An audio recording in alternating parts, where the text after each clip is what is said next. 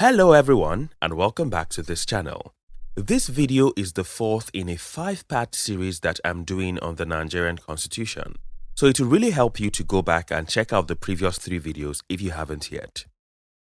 Now, in this video, we'll be focusing on Chapter 6 of the Nigerian Constitution, and this chapter makes provisions for the executive arm of government. We'll start with the federal executive. The Constitution names the President of the country as the head of state, Chief Executive of the Federation, and Commander-in-Chief of the Armed Forces. A person to be qualified for election to the office of President, the person must be a citizen of Nigeria by birth, be at least 40 years old, have an SSCE certificate, and belong to a political party. There are also cases where a person can be deemed unqualified to be elected, and those cases include having been a president twice before, becoming a citizen of another country, belonging to a secret society, and having been convicted for a crime. That said, the president is to be assisted by a vice president, and the vice president comes as a package deal with the president. That is, he is not elected separately. If for some reason the president is temporarily unable to fulfill his duties, the vice president steps in until the president is back. However, both the president of the Senate and the Speaker of the House of Representatives have to be informed. Consequently, in a situation where the president is permanently unable to discharge his duties due to such reasons as death or resignation, the vice president steps in to complete the term. However, if both the president and vice president are permanently unable to fulfill their obligations, the President of the Senate will take up the office for a period of 3 months while an election is being conducted. Furthermore, the President is meant to serve in office for a 4-year term, but at the end of his tenure, he is to remain in office till the next President takes the seat. However, if he resigns or is impeached, he is to leave the seat immediately. If the new President dies before he can take the oath of allegiance and office, the Vice President has to immediately assume office as President and choose his Vice President with the approval of the National Assembly. However, if both the President and Vice President die before the inauguration, INEC has to immediately conduct another election. Furthermore, the President and Vice President are not allowed to hold any other executive office or have paid employment, and they both have to declare their assets and liabilities. Now, moving on, if either the President or Vice President is found guilty of misconduct in the use of their powers, they can be removed. To do this, a notice of an allegation must be put in writing and signed by at least 1/3 of the members of the National Assembly and then presented to the President of the Senate. If the National Assembly decides that the complaint has to be investigated, the Senate President will ask the Chief Justice to appoint a 7-man panel to investigate all the allegations, and this panel has 3 months to do their job.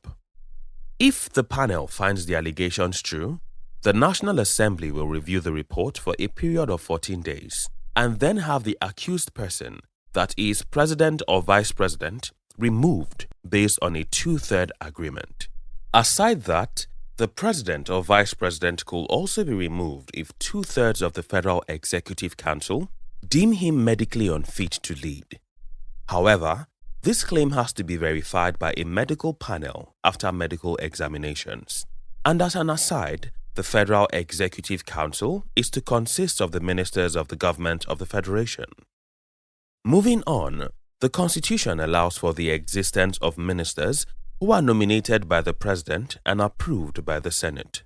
The President is expected to appoint at least 1 minister from each state, and the appointed ministers are to declare their assets and liabilities.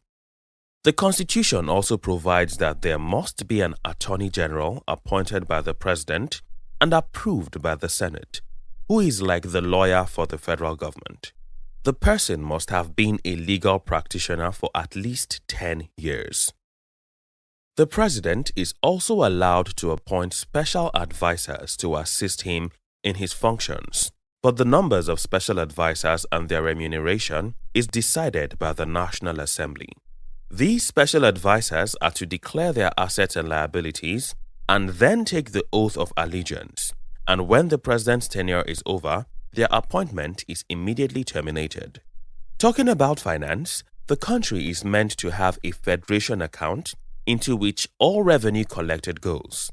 Also, the president is to present a proposal for revenue allocation while acting on the advice of the Revenue Mobilization Allocation and Fiscal Commission.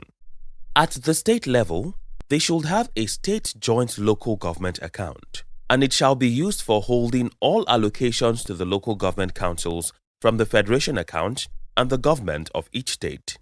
The Constitution provides for civil service for the federation. Every person in civil service is to observe and conform to the code of conduct.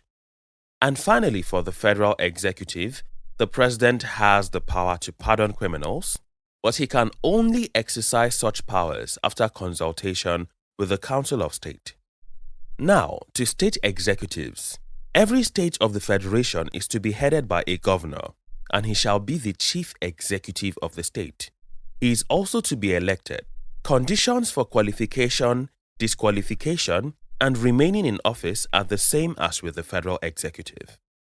Also, the same conditions that apply with the federal executive if the president and/or the vice president dies apply if the governor and/or the deputy governor dies.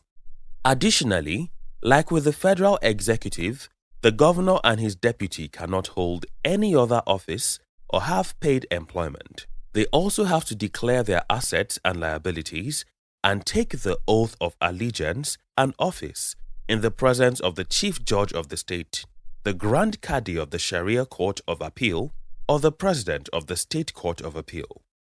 The same measures that apply at the federal executive level apply at the state executive level if the governor or his deputy is accused of misconduct. If the Executive Council of the state declares them unfit to rule, or if for any reason either the governor or he and his deputy are permanently unable to continue in office. Furthermore, the governor is to appoint commissioners for the state, and their appointment has to be approved by the State House of Assembly. Also, there is to be an attorney general for each state who is like the lawyer of the state. He has the same powers that the Attorney General of the Federation has, but the exercise of such powers are limited to the state and in respect of state laws. The governor can also appoint special advisors, and their appointment is to be approved by the House of Assembly. Each state of the Federation is to have a civil service. All persons in civil service must observe and conform to the Code of Conduct, and they are entitled to benefits, pensions, and salary. And finally, for state executives, the governor of a state may also grant pardon to criminals. Aside from the federal and state executives, there are other branches of the executive arm I'll run through quickly. First off, the National Population Commission conducts a census of the country, and the chairman of this commission sends the report to the president.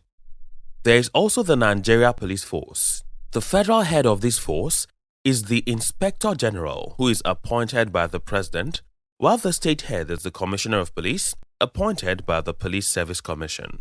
On the other hand, there is the Armed Forces, which comprises the Army, the Navy, and the Air Force. The role of the Armed Forces is to defend the country against external aggression, maintain the territory, and suppress insurrection. The Constitution provides that the composition of the armed forces must reflect the federal character. That is, every tribe in the country must be adequately represented. Furthermore, as the Commander-in-Chief of the Armed Forces, it is the President's duty to appoint the heads of all the branches of the armed forces. However, the National Assembly can make laws to regulate that power. And finally, we have political parties. According to the Constitution, only political parties can canvass for votes.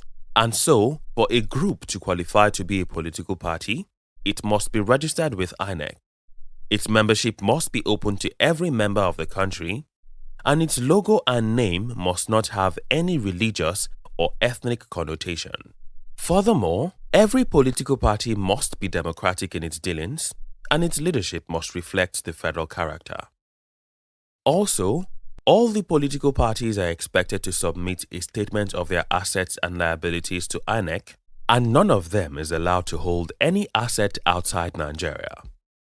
And this is where we'll end this video. The next video will be the final one, where we tackle chapters 7 and 8. So like this video and share with someone if you learned anything. Also, subscribe and hit the notification bell so you do not miss the next video.